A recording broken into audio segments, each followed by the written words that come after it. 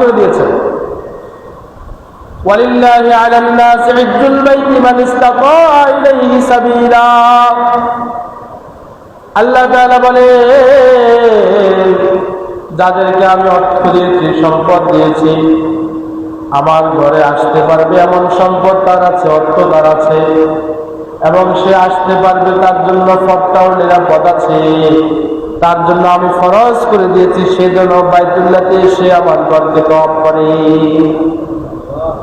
ওয়ামান কাফারা ফাইন্নাল্লাহা গানিয়্যুন আনিল আলামিন।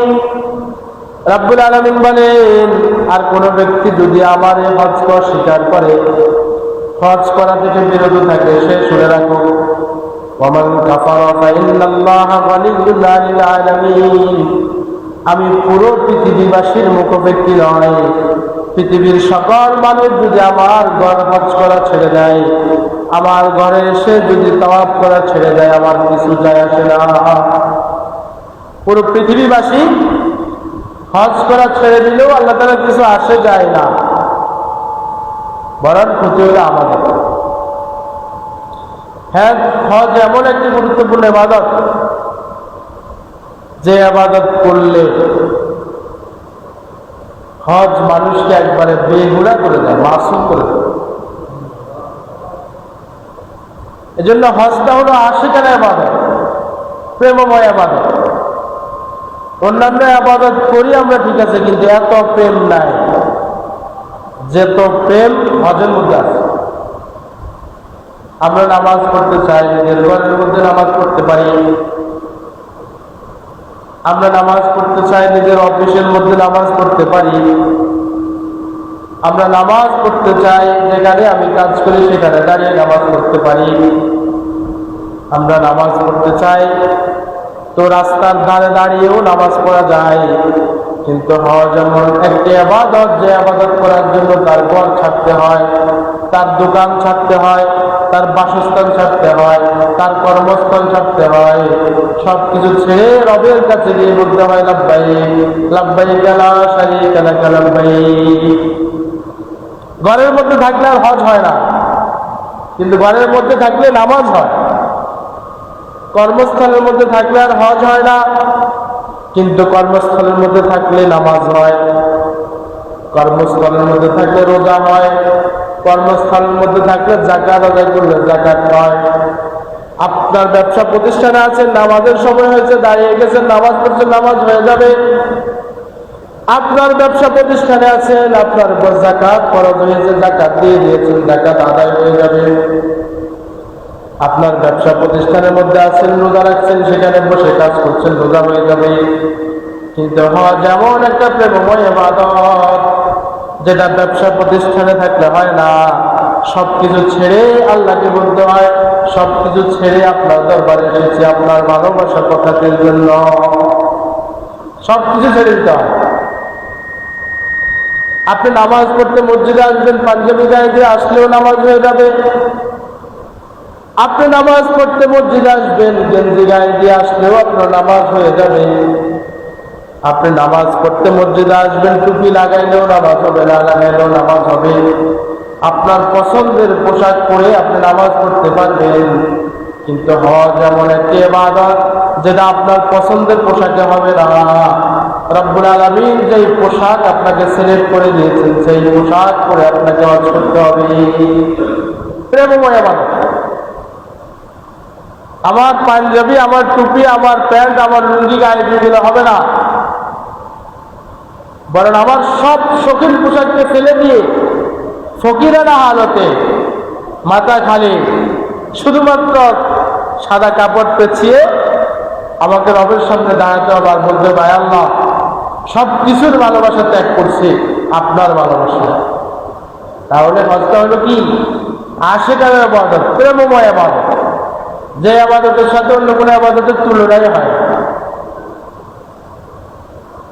আপনি মসজিদে আসবেন শুক্রবারে, চোখে কাজল লাগাইছেন, অসুবিধা নাই। হাতে ঘড়ি লাগাইছেন, অসুবিধা নাই। গায়ে আতর লাগাইছেন, অসুবিধা নাই। চুলে তেল দিয়ে আসছেন, অসুবিধা নাই।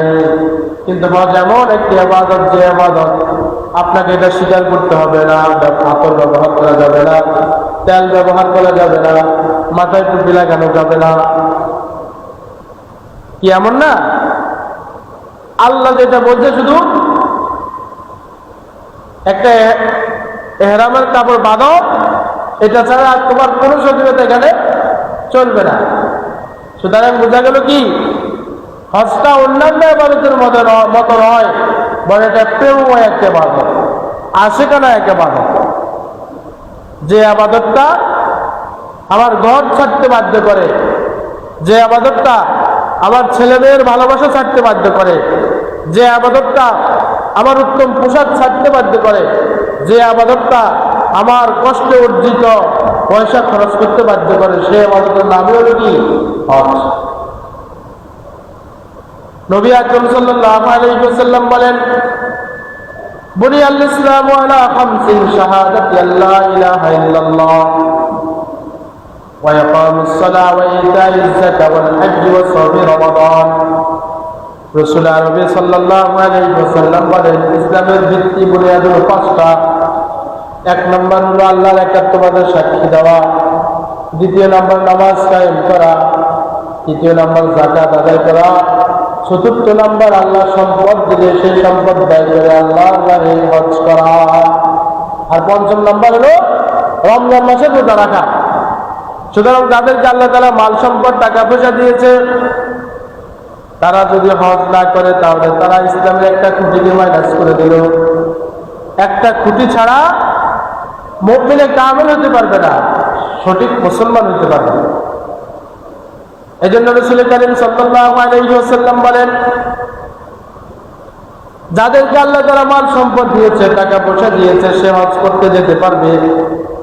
এরপরে যদি হজ না করে তাহলে শুনে রাখো, قال رسول الله صلى الله عليه وسلم من ملك زادا وراحلة تبلغه إلى بيت الله ولم يحج فلا عليه أن يموت يهوديا أو نصرانيا।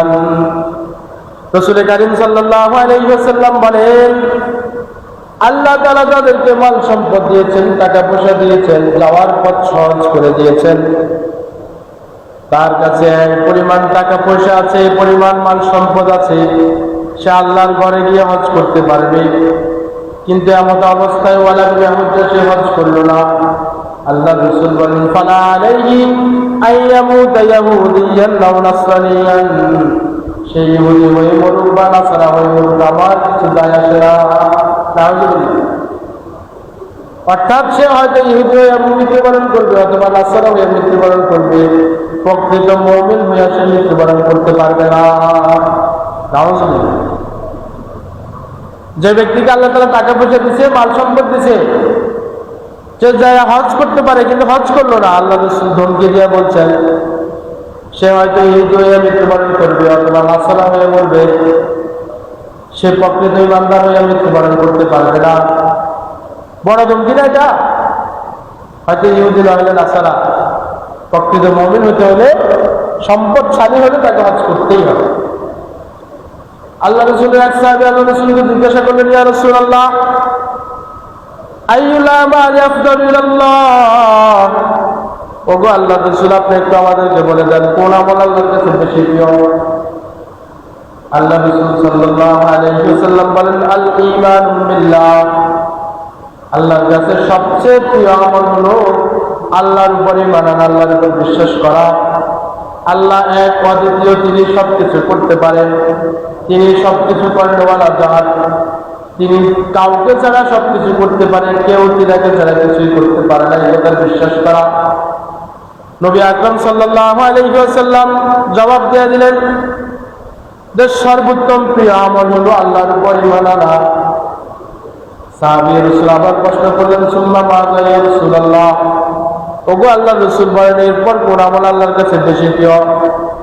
নবী আকরাম রাহমাতুল্লিল আলামিন সাল্লাল্লাহু আলাইহি ওয়াসাল্লাম বলেন, এরপর আল্লাহর কাছে সবচেয়ে প্রিয় আমল হলো আল জিহাদু ফি সাবিলিল্লাহ।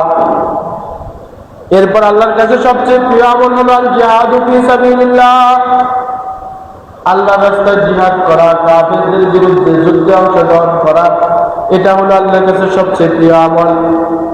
সাহাবী রাসূল আবার জিজ্ঞাসা করলেন, সুম্মা মাযা ইয়া রাসূলুল্লাহ, ওগো আল্লাহর নবী বলেন তো এরপর কোন আমল আল্লাহর কাছে বেশি প্রিয়?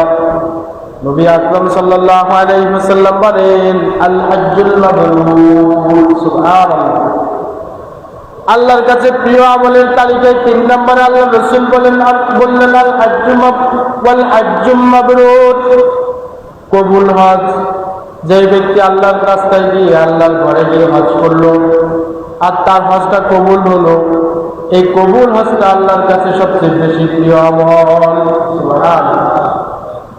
নবী আকরাম সাল্লাল্লাহু আলাইহি ওয়াসাল্লাম আরো বলেন, কোন ব্যক্তি যদি আল্লাহর ঘরে গিয়ে যদি হজ করে যদি হজটা কবুল করাইতে পারে আল্লাহর কাছে, আল্লাহ রাসূল সাল্লাল্লাহু আলাইহি ওয়াসাল্লাম বলেন, আল হজ্জুল মাবরুর লাইসা লাহু জাযাউন ইল্লাল জান্নাহ।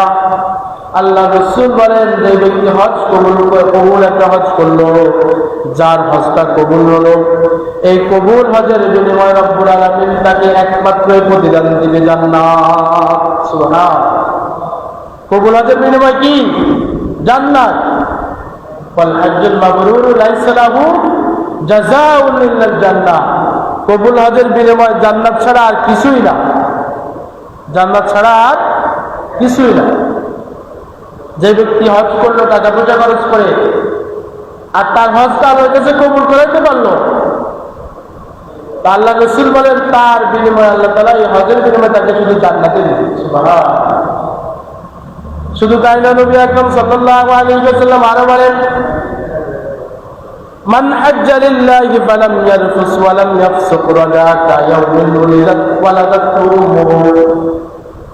আল্লাহ রাসূল সাল্লাল্লাহু আলাইহি ওয়াসাল্লাম বলেন, মান হাজ্জা লিল্লাহ, যে ব্যক্তি আল্লাহর জন্য আল্লাহর সন্তুষ্টি অর্জনের জন্য হজ করলো, দুনিয়ার মানুষকে দেখানোর জন্য নয়, মানুষ তাকে হাজী বলবে এজন্য নয়, তার নামে শুরুতে আল হাজ লিখবে এজন্য নয়, বরং আল্লাহর সন্তুষ্টি অর্জনের জন্য হজ করলো। ফালাম ইয়ারফুস ওয়া লাম ইয়াফসুক, সে হজ করতে যখন গিয়েছে সেখানে মধ্যে সে অশ্লীল কোনো কাজ করে নাই, কোনো গালমন্দ করে নাই, অনৈতিক কোনো কাজে লিপ্ত হয় নাই। আল্লাহ রাসূল বলেন, এমন অবস্থায় যদি সে ব্যক্তি আল্লাহর সন্তুষ্টি অর্জনের জন্য হজ করে, রাজা ইয়াউমিন ওয়ালাদাতহু উম্মুহু, আল্লাহ রাসূল তার হজ শেষে তাকে বাড়িতে এভাবে ফিরিয়ে দিবেন যেভাবে একটা সন্তান ভূমিষ্ঠ হয় বেগুনাহ মাসুম হয়ে। আল্লাহ তাআলা সেই হাজীকে বেগুনাহ মাসুম করে তারপরে ফিরিয়ে দিবে। যাবে হাজারো গুনার বোঝা কাঁধে নেয়া, কিন্তু আল্লাহর সন্তুষ্টি অর্জন করে আসলে, হজটা শুধুমাত্র আল্লাহর জন্য করলে আল্লাহ তাআলা বেগুনাহ মাসুম সদ্য ভূমিষ্ঠ ছেলের মতো তাকে গুনাহীন করে গুনাহমুক্ত করে তারপরে ফিরিয়ে দেবে। এই জন্য রাসূল কারীম সাল্লাল্লাহু আলাইহি ওয়াসাল্লাম হাদিস শরীফের মধ্যে ইরশাদ করেন, আমার ইমতা, হে আমার উম্মতরা তোমরা কি জানো, হে আমার সাহাবীরা তোমরা কি জানো, আন্নাল ইসলাম ইয়াহদিমু মা কানা ক্বাবলা, কোন ব্যক্তি যদি কাফের থেকে মুসলমান হয়, সেই ইসলাম গ্রহণ করার কারণে আল্লাহ তাআলা তার জীবনের সমস্ত গুনাহ মাফ করে দেয়। সুবহানাল্লাহ। ওয়া আন্নাল হিজরাতা তাহদিমু মা কানা ক্বাবলাহা, আল্লাহ রাসূল সাল্লাল্লাহু আলাইহি ওয়াসাল্লাম বলেন, তোমরা কি জানো, কোন ব্যক্তি যদি তার ঈমান বাঁচানোর জন্য, তার আমলকে সংরক্ষণ করার জন্য যদি আল্লাহর পথে যদি হিজরত করে, তাহলে হিজরত করার সাথে সাথে আল্লাহ তাআলা তার পূর্বের সমস্ত গুনাহকে মাফ করে দেয়। সুবহানাল্লাহ। আল্লাহ রাসূল বলেন, আমা আলিমতা, তোমরা কি জানো, আন্নাল হজ্জা ইয়াহদিমু মা কানা ক্বাবলাহু, আল্লাহ রাসূল বলেন, হজ এমন একটি ইবাদত, কোন ব্যক্তি যদি টাকা পয়সা খরচ করে যদি হজ করে, আল্লাহ তাআলা তার পিছলা জীবনের সমস্ত গুনাহ থেকে তাকে পরিত্রাণ দিয়ে দেয়। হজ এমন একটি ইবাদত যেটা বান্দার পিছনের জীবনের সমস্ত গুনাহকে মাফ করে দেয়। শর্ত হলো একটা, হজটা কার জন্য হইতে হবে? আল্লাহর জন্য হইতে হবে। হজ করতে গেছেন, মনে মনে নিয়ত রাখছেন হজ করে আসার পর দোকানের নাম পাল্টাইয়া আলহাজ মোহাম্মদ মুখ তমুক এটা লিখে দিল।